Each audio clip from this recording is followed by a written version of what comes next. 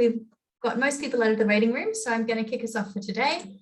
Before we start, the WA AustCyber Innovation Hub would like to acknowledge the traditional owners of the country throughout Australia, as I know this is a webinar and we may have people from dialing outside Perth or WA, but I also wanted to pay my respects in particular to the Whadjuk people of the Noongar Nation from where I am based today, and that we recognise their continuing connection to land, waters and community, and we pay our respects to them, their cultures and to elders, both past, present and emerging. So welcome everybody today. I'm your moderator for this webinar on deception, threats and cyber self-defence. We have an amazing array of panellists, but before we get going, I'd just like to introduce the WA AustCyber Innovation Hub. We're based at ECU and partner with the City of Joondalup and funded by the state government. And we work to build partnerships in WA to leverage opportunities for the cybersecurity industry. We also try and build the current and future skills in cyber that our state needs. And we like to support startups in their commercialization journey and seeing how we can connect them to the innovation community and investors. So that's what I do. And we're very happy to partner with Hyprfire for this amazing webinar. They've managed to get some really incredible panelists today. So without further ado, I'd like to introduce them. Our first speaker today will be Andrew Cox, who's the CEO of Avantgarde and the founder of the Active Cyber Defence Alliance. Over the last 25 years, Andrew has led a technology vision for a series of Australian startup companies, and since 2016 has really been focusing on active cyber defence in the hope to tilt the balance of power in the cyber realm back in the favour of the defender. We've also got Stefan Prandl, who we may know as part of the Hyprfire team. He's the inventor and CTO of Hyprfire, which is an Australian owned and operated sovereign cybersecurity company. The tech that Hyprfire used spun out of Curtin University, where Stefan was completing his PhD, and it's great to have him on the call today. John Powell is another one of our panelists. John is an information security professional, a non-executive director and cybersecurity advisor, and is currently operating as the principal consultant ambassador for Telstra Purple. He uses his breadth and depth of information systems experience that's spanned over 30 years to deliver exceptional security and business consulting services. He is also a founding member of the Active Cyber Defence Alliance, and we're delighted to have him here today.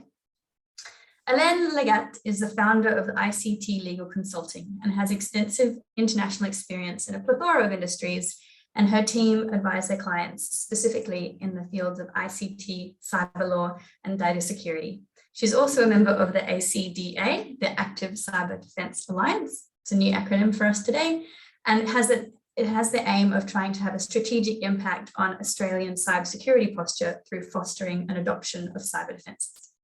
So as you can see, we have a wide range of skills on the call today and some really excellent panelists. I do know that we have a lot to get through. So as we go forward, if you do have any questions for the panelists, please pop them in the chat or write them down.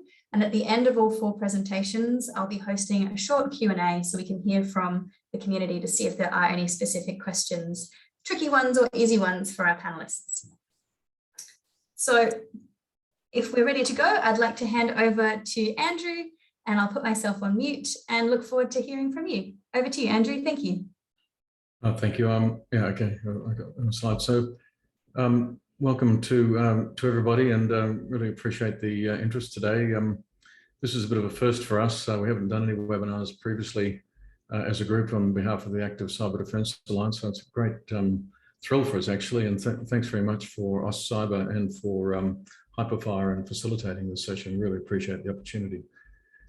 Let's just dive straight in. The topic is holistic cyber threat intelligence. If we can go to the next slide. This is an overall comment.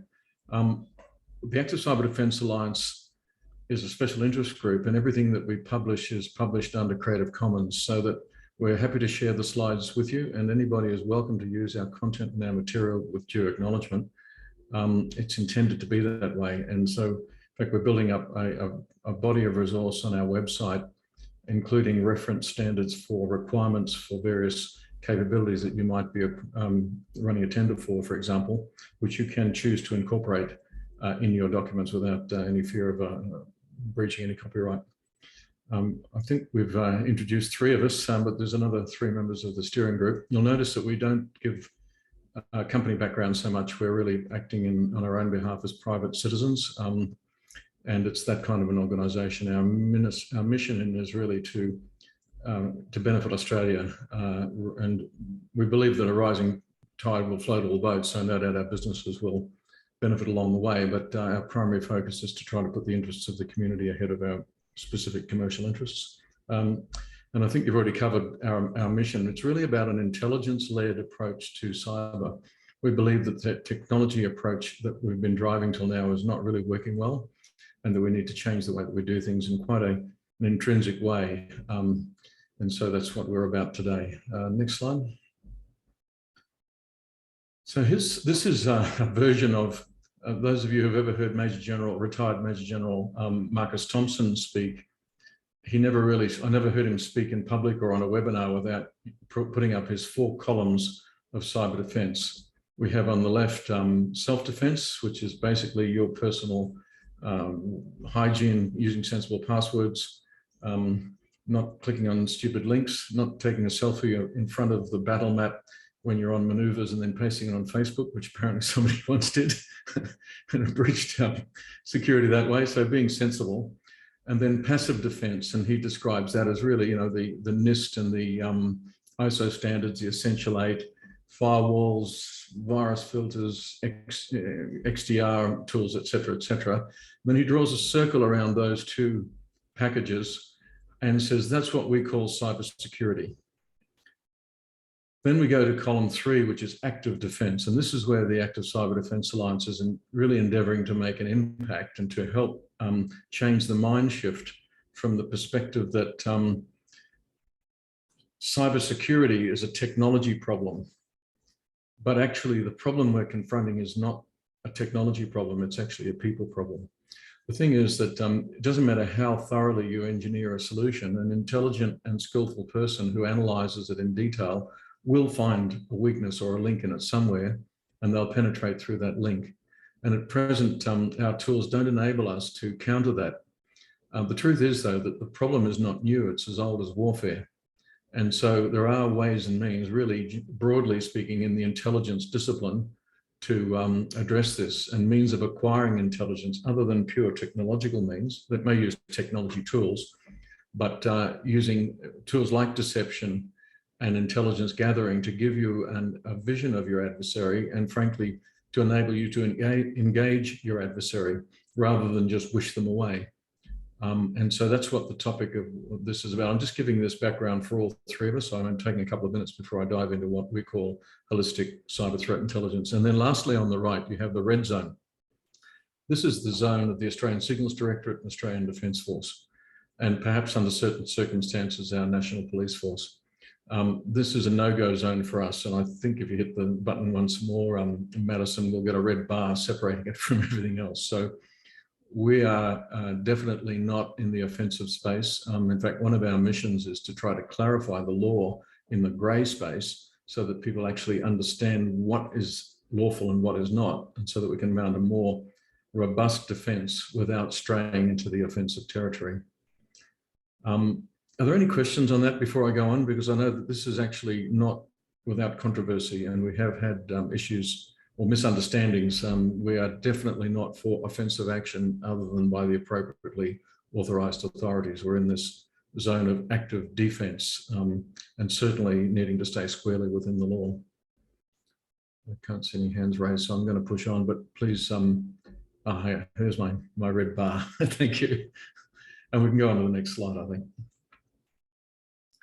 So broadly, what we mean by active is a combination of cyber intelligence, deception, active threat hunting, and tools to lawfully counter malicious attack. And when, to give you sort of what we mean by lawful countermeasures there, I think a really good example is what Microsoft has been able to do over the last couple of years, and perhaps Helaine will speak to this in more detail, but they've been able to do some really significant botnet takedowns, working in conjunction with the appropriate authorities, but do it at scale and do it quite quickly, which has been really beneficial to all of us.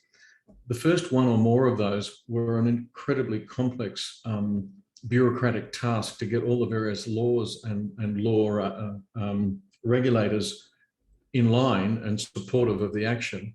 But now that the hard work has been done, there is a process for them to do that. And now they can act proactively to take down criminal infrastructure. So that's not something to be done lightly or carelessly, but it is able to be done lawfully in an appropriate way. And what we're about is clarifying and facilitating the clarification of what can be done and when it can be done and under what circumstances, so that we become far more robust in our industry response to criminal attacks against our networks. We are not in support of hacking back. That is illegal and unlawful, and we're against it. Passive, on the other hand, we're really relying on cybersecurity practices, some network hygiene and the like. These are necessary, absolutely essential, but they're not sufficient. They're demonstrably not sufficient. And we don't have time to go into the statistics today, but I think we all know from our day-to-day life that adversaries keep on penetrating us in the worst possible way. Let's move on. So that's the, I think we've skipped a slide there, but not to worry. Look, so this is a famous quote from Sun Tzu. If you know your enemy and yourself, you need not fear the result of 100 battles. If you know yourself but not the enemy, for every victory gained, you'll suffer a defeat. So that, I would say, describes an organizations that thoroughly implemented the NIST standards, or say certainly thoroughly implemented the Essential 8 and other necessary standards. So you have proper control over your own environment, and you will have quite a lot of wins. You will still suffer defeats though. If you know the enemy and yourself, then you can really expect to be successful in the majority of cases and prevent serious damage from occurring. At least be able to still operate, even though there may be compromise in some area, and have awareness of what the degree of compromise is, rather than discovering that somebody's been embedded in your system for 6 months through a supply chain attack. But if you know neither the enemy or yourself, you will succumb in every battle. So let's move on now to the actual explanation of what we mean, first of all, by cyber threat intelligence. It's very interesting. Everybody that I've spoken to that works in a SOC, and I haven't worked in a SOC myself, describes it as drinking from the fire hose. But when I sit down and talk to my intelligence officer or analyst friends and associates, their comment is, well, of course they're drinking from the fire hose, because what they call an alert is not really an alert. A piece of useful threat intelligence doesn't exist until you know the answer to at least 3 of the 4 questions: what, where, when, and how. It's not intelligence, it's just data. And that's the problem. We're just throwing data at people, partly because we don't have the tools to automatically triage that information into realistic, usable and actionable intelligence. In some cases, you also will need to know who and why, and that is those are the 6 questions that intelligence is trying to answer, and which our machine learning algorithms are not really successfully solving. Let's move on to the next slide. So what we mean by holistic threat intelligence, this concept, or this language, came in the course of last year when we, in my own business, we were responding to a number of tenders for threat intelligence platforms. And these were platforms looking for a collection of feeds and sources, reputational feeds, CVE feeds and the like, mixing that with dark web collection, open web, social web collection, and then triaging that into actionable intelligence. But what was really apparent was that they were only looking for pre-attack intelligence. And they're using, this is basically open source intelligence, valuable and useful, and certainly very helpful and an essential part of the intelligence portfolio, but only a really small part of the picture, because the intelligence itself is relevant in the before phase, but it's also relevant in the during phase and the cleanup phase and the after phase. So we've just basically coined this term holistic cyber threat intelligence to refer to that approach that takes an intelligence-led approach to the entire engagement with an adversary. And even the word engagement is controversial. I've been advised that I should use the word event or incident, because the engagement could infer moving into that red zone. We don't mean that.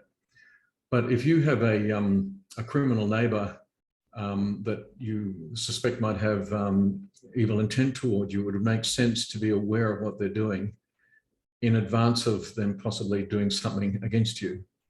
And it makes sense to have a plan to figure out what's happening after something funny has happened as well. It's just obvious when you think it through. So I'm going to dive now into some of the details of the kinds of intelligence that can apply both in the before, during, and after phase. If we can move to the next slide. So in the before phase, so first of all, we have conventional cyber threat intelligence, which I've just described. The second thing is we have cyber deception. There are commercial tools available, particularly some very good and possibly world-leading sovereign capability in the area of cyber deception that will enable your organization to detect when somebody is mounting a reconnaissance program against you. Because before somebody lays a fist on your network or sends their first spear phishing email, a serious adversary will have already done their investigation. They will have checked out your social profiles. They may have engineered a socially engineered spear phishing attack to look so very plausible that we'll even get quite skilled people to click on the link. In the course of doing that, they have to look at your artifacts and look at your personnel and do research in the deep and dark and open social web to find out information about your organization. It's perfectly possible to expose that while it's happening by putting out artifacts that appear to be real but are in fact fake and deceptive, which are monitored so that if somebody touches them or interacts with them, you get an alert so that you'll know immediately that there's an attack brewing against you. There's a very interesting case study, and I believe there's a link in the slide pack, which we're happy to distribute to the story of this. But during the French election where Macron took power, the French services warned his party that they were coming under attack by the Russian APT Fancy Bear. They created a bunch of fake accounts and loaded them with some really juicy stuff. And it was stolen. But when it was exposed a few days before the election, they were able to falsify the WikiLeaks leak to say, oh, no, we laid that material for you intentionally, and that's all false. Completely diffused the attack, unlike what happened in the US, where we know that it probably cost the Democrats the election, the exposure of the Democratic Party stuff. So that's a very good example of using proactive information and false deceptive artifacts under which you control, like fake email accounts and online profiles and the like, social profiles, to expose reconnaissance and to actually completely take the fangs out of an attack that could have otherwise been devastating and resulted in a different government in power in France. I think that's enough on that. I don't want to chew up all the time, so I'll jump on. And then there's the during piece. It's very interesting. I gave a webinar with another organization in October last year on the topic of whether deception might have detected the SolarWinds attack earlier than it did. I think that there's a really clear case that properly deployed cyber deception would have exposed the SolarWinds attack much earlier than it did. And it's interesting that we know that FireEye is a very capable cyber company. We have to assume they have, best of breed deployment of tools, conventional tools within the network. And yet in the breakdown in the case study, they described how the adversary was able to move laterally after making their initial breach by harvesting credentials from machines which were legitimate and moving laterally using legitimate credentials. And this, we call this the legitimate credentials problem. Our tools, our conventional passive cyber defense tools, do not detect lateral movement effectively. Once somebody has obtained authentic credentials, it's very hard to show them as anomalous because they're actually doing the things that they're authorized, or those credentials are authorized to do. In fact, it was in the case of the FireEye discovery of the SolarWinds attack, it happened because one of the adversaries was trying to escalate privileges further, and they called up the help desk to see if they could get the phone number changed for the two-factor authentication. And the operator who took the call smelled a rat and alerted. So none of the tools that were designed to detect these things were successful. It was actually human intelligence that smelled a rat and actually alerted them and enabled them to detect the attack. This is a subject all by itself, but the fact is that an adversary, once they've broken into your environment, don't generally have a roadmap of your network. They're like the Pac-Man in the maze. They're all in the dark, and then as they move around and touch things, they can see where they've been, but not where they're going. And the only way they can find out what your network is like is by interacting with things. If you've got your network sewn with decoys, and there are good and not too expensive tools now to enable you to manage and orchestrate these kinds of tools at scale, these will feed your SOC with high fidelity alerts with very, very low or zero false positives, and they will confidently let you know if somebody's moving laterally in your network. There's no need for us to be ambushed like this again and again by lateral movement once a supply chain breach or some other, even an insider breach has occurred. These tools will even work for insider attack with people with authentic credentials that are misusing their privileges. And I've given again a link there in the resources where you can look at a more detailed explanation of why we think it's a white paper actually on how a hypothetical on how cyber deception could have detected that attack. That's the during. Let's move on. Thanks, Andrew. Just to let you know, we've probably got about 2 minutes left, Yeah, so we make sure we have enough time for the others. Thank you. Really one more slide, yeah. Thank you. Whew, just when I was going as hard as I could. The after. So here's the thing. We've often seen, and there was the case of Toll Holdings last year where they had an attack. They thought they'd cleared it out, and then just a month later they were whacked again.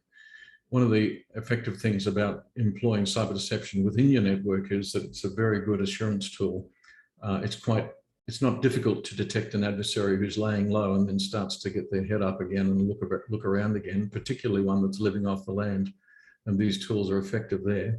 The other thing is we can once again use our control of the data in our own network to seed our files and our documents with watermarks, with beacons, and with other tripwires and triggers, so that when information leaks out of our organization, we can actually scan for it in the dark web and pick up if information is leaking out. We call this positive data loss detection. And so rather than that very insipid statement, there is no evidence that any data has been stolen, which is basically not a helpful statement.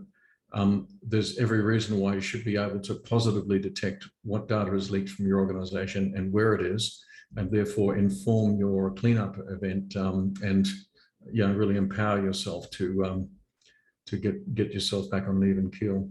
So the bottom line is this is really about engaging an adversary all the way through the process rather than simply trying to react when they hit you. Maybe there's another slide. I think it's just a wrap-up slide for me now. So that's what we mean by holistic cyber threat intelligence. We're seeking to understand adversary intentions, capabilities throughout the cyber engagement. And I think I'm done. Thank you so much, Andrew. That was fascinating, and I love the fact that it's that human element of the intelligence that is really complementary when there's so much data being received. I know that Stefan knows all about data, and he's going to tell us a little bit more about threat hunting and some of his intelligence pieces of insight. So over to you, Stefan. Thank you so much. All righty. Hi, everyone. Cool. So I'm just going to be focusing on this really from like the what do you do on the ground sort of level. I always love listening to Andrew talk about active cybersecurity because it's such a great refreshing view on the full tilt strategy that we should be approaching. I mean, I always thought that this is what you actually do in cybersecurity back before when I was, studying still. So it's great, having like actual real high strategy reviews of this sort of thing. But let's talk about threat hunting. Let's talk about what you do on the ground in this sort of, active cybersecurity paradigm. Can I grab the next slide, please? All right, cool. So I'm going to be talking a bit about threat hunting, but I'm going to have to retread a bit of the ground that we've already been over because threat hunting and threat intelligence, all being in this sort of active security space, have a really symbiotic relationship. And you'll find a very similar thing when we move on to deception as well. Threat intelligence is kind of the be all and end all, the most important part of the entire process. So threat hunting will feed back into threat intelligence. Threat intelligence will produce good threat hunts, will give good impetus for actually performing these investigations in your environment. All right, so let's start with threat hunting. There's a wonderful flow chart here. If we can go to the next slide. Which should, yeah, we go. Okay, cool. So this is basically in a nutshell. It's not the full thing. This can break down into a whole bunch more pieces, but we're not going to go into the whole depth for this because we've really got, we've only got so much time. I could talk about this for, hours, but we don't have that much time. So realistically, threat hunts start with intelligence. We've got the external intelligence, which is basically those intelligence feeds that you can, buy and, subscribe to, that will basically tell you about campaigns, threat actors, what they're up to, what they're doing, what sort of machines they're using, what sort of, DNS, IPs, FQDNs, all of those indicators of compromise. You're pretty, okay on these days. If you're playing around with a scene, you probably will have seen these for identifying threats. That's sort of your external intelligence feed. You'll also have an internal intelligence feed. And you may not recognize this, but basically all of the information that your firewalls and your network anomaly detection systems and your firewalls, your endpoint systems are generating, all of those logs will come in as internal intelligence. And as Andrew was saying, this needs to be as specific as possible. It can't just be file open. You need to know who opened the file, when did they open the file, on what machine did they open the file. We'll get a bit into that in just a sec when we hit the threat intelligence bit, but you have that sort of feed of intelligence already. You really just need to know how to make use of it. And this process is essentially what you'll do.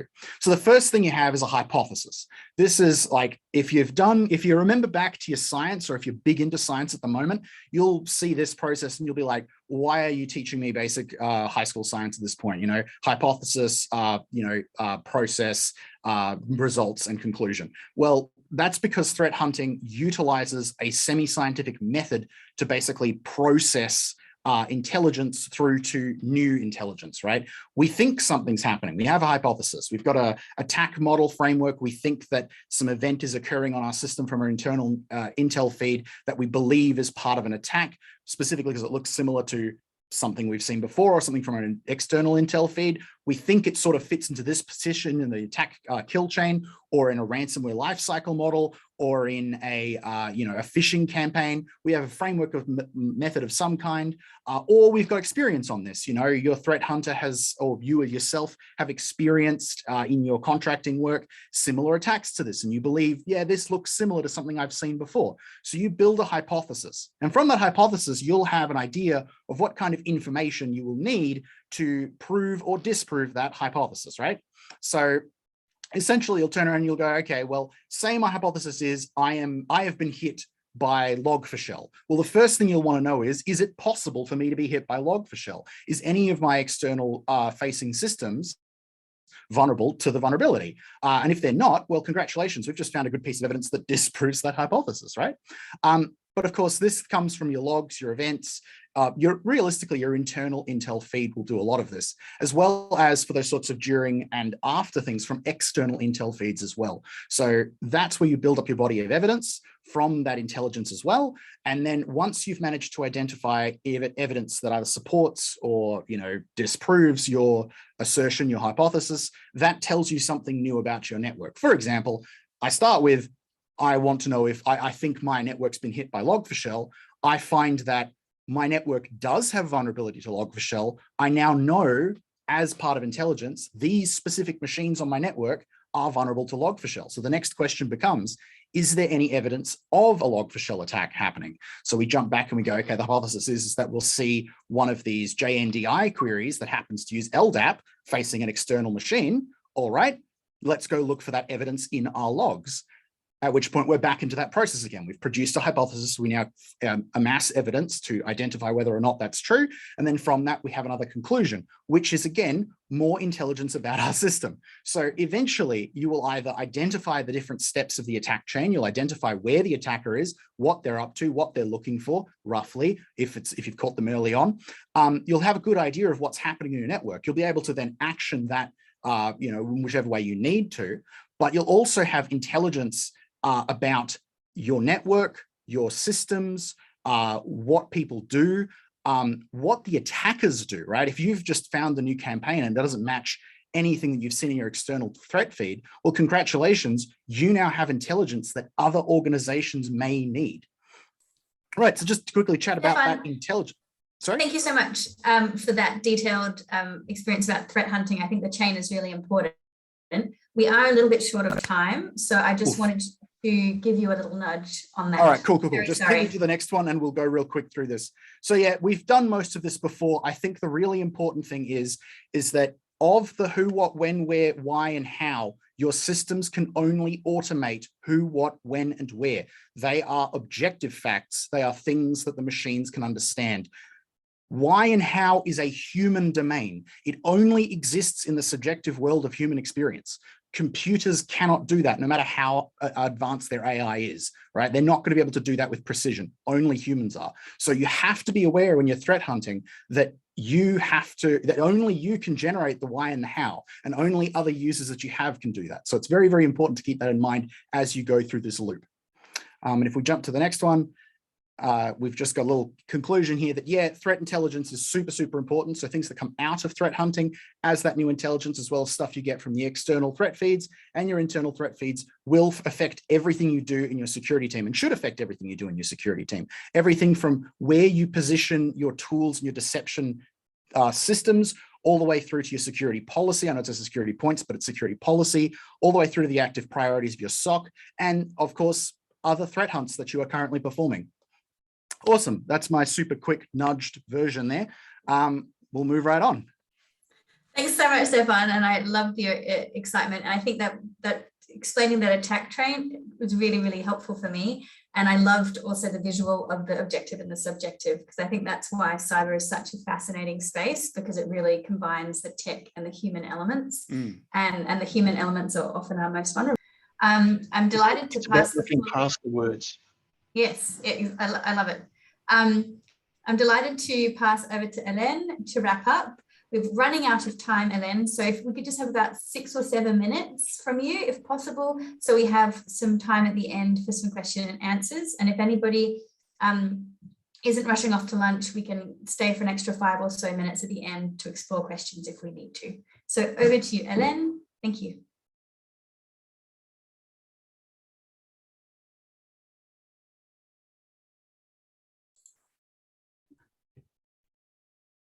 Can you hear me? Yes, perfect. Thank you, Helaine. Notice on my screen to say I was on mute. I want to put all of this into context, because sometimes we forget what a long way we've come, and we're into so much detail now about how people and technology works that we forget the power of the law, which I think is extraordinary. If we go back to the late 1990s, we saw the United Nations Commission on International Trade Law effectively come together. We saw the conventions on model laws and electronic communications and transactions. The primary requirement of the world recognizing electronic equivalence was the need for security, for CIA in simple security terms. And we need to know that things can be trusted.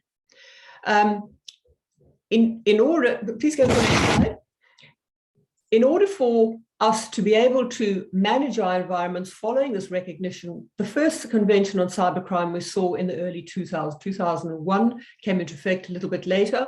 And that was the first international treaty that introduced electronic crimes. Specifically, the translation of trespass became unauthorized access to computers and computer systems. Now, the way that these conventions work, because they're international treaties, is that these countries that are that ratify these agreements and accede to them, then go home and they adopt those provisions into their own domestic law. The advantage is, in the case of criminal law and cyber systems, we now have 66 countries who all got similar law on what constitutes cybercrime. Next slide, please.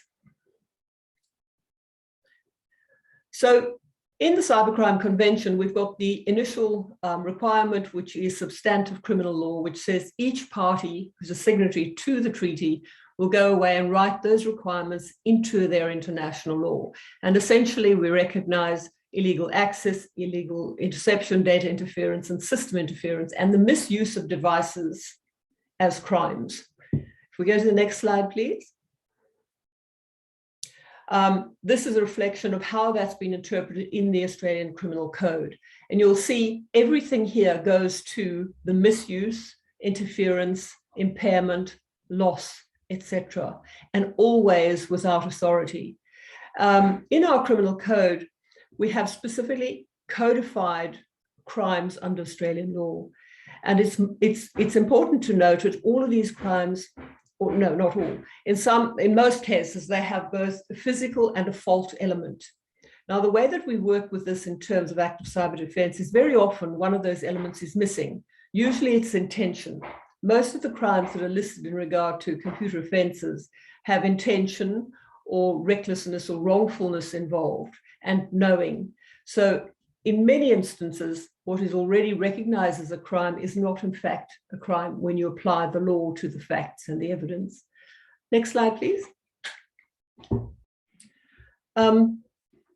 Just by way of interest, most of these laws that deal with access and surveillance are the telecommunications law, the criminal code, and data surveillance. And I want you please all to look out, because the Home Affairs is under an extraordinary reform in terms of surveillance law, where they're going to take telecommunications law, TIA, and all these other things, and virtually throw away 40 years worth of Australian history and rewrite law. And it's going to affect very much the way we lawfully approach these things, because everything we do in terms of surveilling and protecting our environment and everything we do in active cyber defense has to do with whether you are authorized to do anything, to change, to look, to surveil, to collect, to threat hunt on these different systems. It all goes back to, are you authorized or not?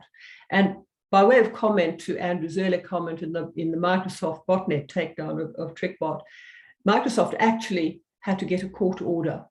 So unless you're relying on a court order, you need to know what other laws apply and what might happen if you access either your own or somebody else's network. Next slide, please. This is a quote from the Work and Talent, and it really goes to threat intelligence and to active defense, a proactive measure for protecting, obtaining information as to a cyber intrusion or a pending attack, for determining the origin of the operation in order to preempt it, prevent it, or the next bit goes to where active defense doesn't go, counter operations. We don't do that. So next slide, please. If we look at what we were allowed to do in terms of self-defense, and I'm going to read you the provisions from the code in a second, it would be fine to act before. In other words, a preemptive defense based on proper knowledge would be defensive. If you are protecting yourself during attack, there is also the application of self-defense there. Afterwards, no, because you can't ex post facto with some degree of malice or whatever go after someone. But there is every right in law to behave and to protect yourself during and after an attack. Next slide, please. This is from section 10 of the criminal code, and I've only left in the bits that actually matter. And it's terribly important to actually understand this and get a grip on it and turn it into how you can use it in your environments today. A person is not criminally responsible for an offense, which of all those many crimes they might be, if they carry out the conduct constituting that offense in self-defense. A person, and in law, a person is an individual or an entity, a registered company, for example. A person carries out conduct in self-defense if and only if they believe that the conduct is necessary. So it's a subjective requirement, necessary to protect property from unlawful appropriation, destruction, damage, or interference, or to prevent criminal trespass to any land or premises, including networks, to remove from land or premises, including networks in your environment, a person who is committing criminal trespass, and so long as that conduct in response is reasonable under the circumstances as that individual or that company understand it. So it's enormously powerful.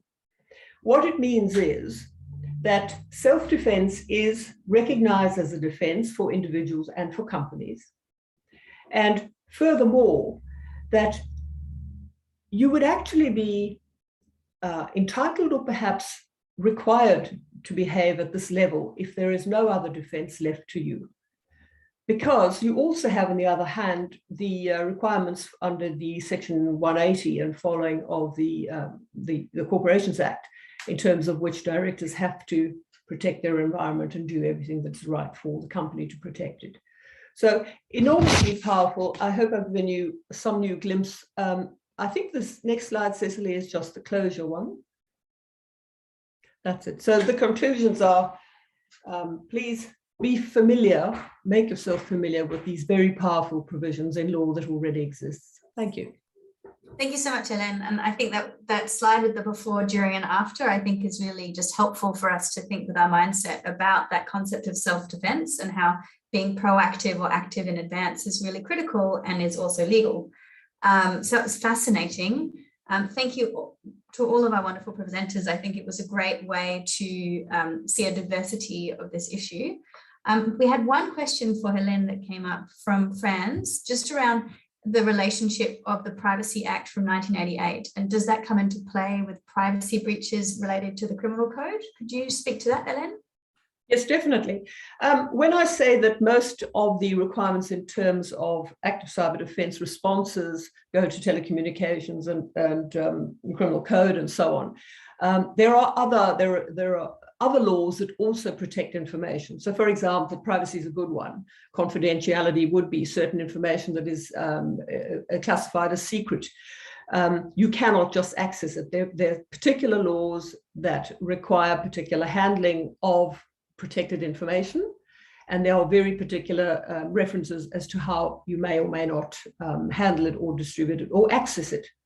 So accessing personal information really falls under the Privacy Act. But remember there too, as with the reform under the surveillance laws, we're also going to see a lot of reform in privacy laws. Thank you so much, Helaine. And in terms of that rewriting of this law that you're talking about, these 3 laws that are going to be rewritten and basically the book thrown out, when can we expect that? Do you have a time frame for when it'll be drafted or when it could go to Parliament? I do, but that's really what Home Affairs is telling us, right into 2023. It's enormous. It's enormous. And what I would ask all of you who rely on these systems and these empowerments that come through law to actually participate in the law reform process, because there is a lot going on. And we as the ACD are particularly fighting to get rid of the elements that would make it a crime to access information. In other words, if we say we're not going to access this in order to do something malicious, we're doing it in order to protect our environment. Now is the time to cement the future. Thank you very much for that perspective. I also had a question for Stefan in terms of, we talked about threat hunting versus threat intelligence and the fact that there's a lot of information that can be gathered.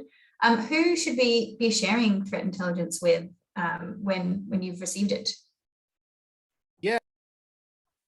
Oh, sorry, Stefan, we've just unmuted yourself. Whoops.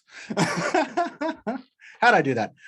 Yeah, no, there was just a little bit in that intelligence slide about sharing things. And that's really important for threat intelligence that you get. Because obviously, as you do threat hunts, and especially when you have successful threat hunts that identify attacks in your networks and stuff, that information is extremely valuable, not just to you, but to basically everyone else around your organization. So, for example, if you're in, I don't know, manufacturing, and you get hit with a specific kind of attack that targets specific attributes of your, I guess, manufacturing workflow, there will be other organizations in your sector that will be using those kinds of tools, techniques, and processes, which means they are vulnerable to that kind of, attack as well. So the ability to de-identify and share that threat intelligence with others in your, your sector, and obviously if it's very broad with just others in general, is extremely useful. And just it gives us a one-up on the intelligence game that attackers simply don't have. They can't go out to the public and be like, hey, what kind of attacks should I use on company A? But company A can say, hey, we've seen attacks by actor that do X, Y, and Z. And suddenly actor has to go, well, crap, now I need to redo things because they've now revealed my secret source. And now everyone can, reposition their, deception tools, look for the specific IOCs they're using, do all those sorts of steps to then defend themselves against that specific attack. So yeah, it's something we really need to do in the security scene, is to actually really get to this point where we can actually be very sharing and caring about all of the stuff that happens behind the scenes. Right. Thanks, Stefan. Yeah, I think that sharing of information is critical for us to be able to defend ourselves properly. But at the moment, I don't know if we're in that collaborative space just yet. I think that's something to aim for. Can I comment, Andrew? Cecily? Yes, please. So look, I should say that we're aware of, well, first of all, there's the federal government CSER initiative under the ACSC or the JCSC, which is really trying to develop a taxonomy for threat intelligence sharing, where there'll be privileged people who get access to all material, but less privileged people that might get access to less. We're also seeing under the ACCC with the Consumer Data Right program, which has already got the banks exchanging information between the big banks and the smaller fintechs, and gradually will extend to electricity, telco, insurance, etc. A very strong push to make sharing into the community, as well as taking information from the community, part of that ecosystem. So I just draw the audience's attention to that. We think this is critical. The Active Cyber Defence Alliance has been making submissions to these questions and are endeavouring to participate in facilitating those kinds of initiatives, because getting the high quality of intelligence out to the people that need it in a timely manner is really critical. And I really give credit to our authorities, particularly federal, and the participation is coming from the state level as well, to really get this happening and make something that eventually should cover all of us. It'll take some years to get there, but it is happening at the top level, and we're really encouraged by the progress we're making in a pretty short time. That's excellent news, Andrew. Yes, and I encourage anybody on this call who isn't already to, I think you can register as a member of the ACSC. We have the headquarters, we have the JCSC in Perth here, and that will be provide a mechanism for you to receive relevant threat intelligence that's hopefully being collated. We also had another question from James to Helaine about self-defense, about the reasonable nature of this. You know, perhaps an obvious but an undesirable way to protect yourself from a cybersecurity attack is just to unplug. Is that something that defense lawyers might claim, and that doing something that is more proactive is unreasonable? There's not one right answer to that. One of the things you really need to be careful of is the preservation of evidence. You're doing all of this, hopefully, so that you've got a legal leg to stand on. And if you destroy evidence, it's not going to be helpful. If you have a policy that so much says we might destroy evidence, i.e. unplugging and losing info and so on, subject to the Crimes Act, that's 5 years in jail for directors. So you need to have policies and strategies that actually set this out way ahead of where you are. It's rather like, the PIAs that they have in the privacy world. You need to do the same sort of scenario planning in terms of the what ifs. And then have a look at your risk profile. And most of it will depend on the nature of your particular business. What industry are you in? What laws apply to you? And that set out a pathway for you forward in terms of strategy and the plan to execute.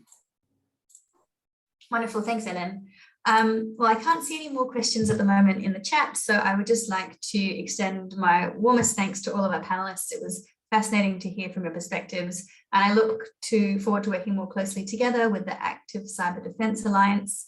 I think that's certainly something that I'd love to support you in your outreach and your communication and awareness in WA in particular, and perhaps we are hoping to host a Cyber West Summit later on this year, and that could be perhaps a really interesting workshop to communicate these key messages, because I do think it's fascinating.